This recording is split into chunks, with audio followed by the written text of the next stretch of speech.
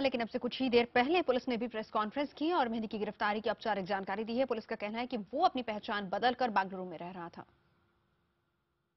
Apprehended 24-year-old Mehdi Masroor Biswas from his one-room rented apartment today during the early hours of morning. He is basically from West Bengal and is working as a manufacturing executive in Bangalore since 2012 and earn an annual package of 5.3 lakhs per annum with an MNC. He is an engineer by qualification. Mehdi Masroor Biswas has confessed to the fact that he was operating a Sami Witness Twitter account for the last many years. He got interested in the development of Levantine region consisting of Turkey, Syria, Lebanon, Israel, Gaza Strip, Egypt and Libya, etc. from 2003 onwards. Nishat शमसी हमारे संवाददाता हमारे साथ जुड़े हैं और इस पूरी खबर को ट्रैक कर रहे हैं। निशात, आपसे जानना चाहेंगे, प्रेस कॉन्फ्रेंस में तमाम ये जानकारियां दी गई कि किस तरीके से गिरफ्तारी हुई और कहां-कहां पर लिंक हो सकते हैं और क्या-क्या चीजें हैं जो कि इससे बरामद हुई हैं।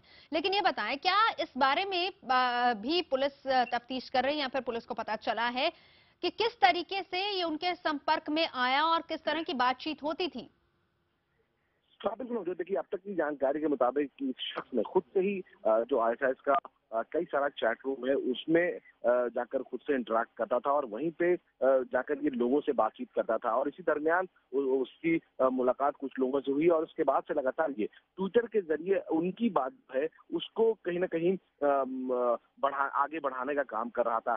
सीधे तौर पर जो इसके ट्विटर अकाउंट की जांच की गई है उसमें कहीं भी इसकी तरफ से कोई ऐसी बात नहीं कही गई है जहां पर भारत में या देश में किसी तरह की किसी साजिश का खुलासा हो। लेकिन जो बात सबसे ज्यादा चौंकाने वाली है वो ये कि ये कई ऐसे आईएसआईएस के कमांडर के संपर्क में था जो विदेश में बैठकर भारत में लड़कों को रेडिकलाइज करने की बात करते थे, उनको मोटिवेट करने की बात करते थे। और जाहिर तौर पर अगर इस तरह की बात साबित होती है तो इस शख्स पर भी देश के खिलाफ द्रोह करने का मामला बनता है और शायद यही वजह है कि जैसे ही इसका खुलासा जैसे ही इसका नाम सामने आया उसके बाद से जांच एजेंसियों ने पूरी शिद्दत से इसकी तलाश शुरू कर दी थी।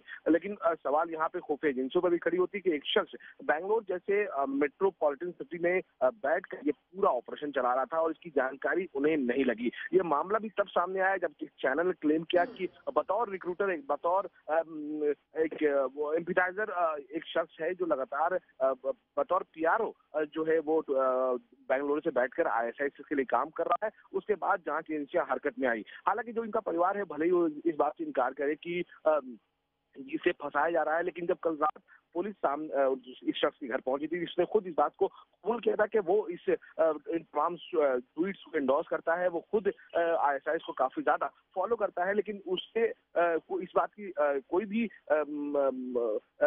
गिला शिकवा नहीं है कि वो उनके लिए ये काम करता है। और यही वजह है कि जांच एजेंसियों के साथ वो साथ में चलकर खुद से पहुंचा और जब वहां पर जांच की जा रही थी उसने सीधे तौर पर उनको इस बात की जानकारी थी कि उसके पास कोई भी ऐसे हथियार या दूसरी चीजें नहीं है जो देश के खिलाफ काम करने वाला हो, लेकिन उसकी थॉट जरूर है। वो आईएसआईएस को बहुत ज्यादा मानता है, उनके जो नियम है जो उनके जिस तरह की बात करता है उसको वो फॉलो करता है। उसके बाद ही आकर यहाँ पर जांच एजेंसियां जो है उससे काफी ज्यादा पूछताछ कर रही थी। अब जब वो गिरफ्त में है तो जाहिर तौर पर पुलिस की पूरी कोशिश होगी कि इस शख्स से पूछताछ करके पूरी जानकारी जुटाई जा सके, चूंकि सिर्फ इसके बात को मानकर जांच एजेंसियां फिलहाल शांत नहीं बैठ सकती। नवजोत रहिए निशात हमारे साथ। जाहिर सी बात है कि तमाम पहलुओं को भी खंगालने की कोशिश कर रही है पुलिस, लेकिन गिरफ्तार मेहदी विश्वास के पिता ने अपने बेटे को निर्दोष बताया और उनके मुताबिक मेहदी के अकाउंट को हैक किया गया था। ये उनके पिता का कहना है। I don't know about this. Nothing about this. My son is said his email is hacked.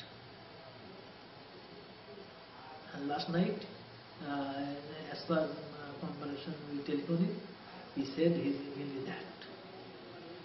And from media, I know morning he is arrested by command of police. This is nothing. I do not know anything more.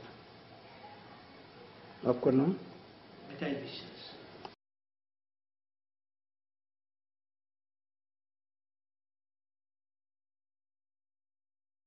तो account को hack किया गया है, ये पिता का कहना था, जानबूझकर फंसा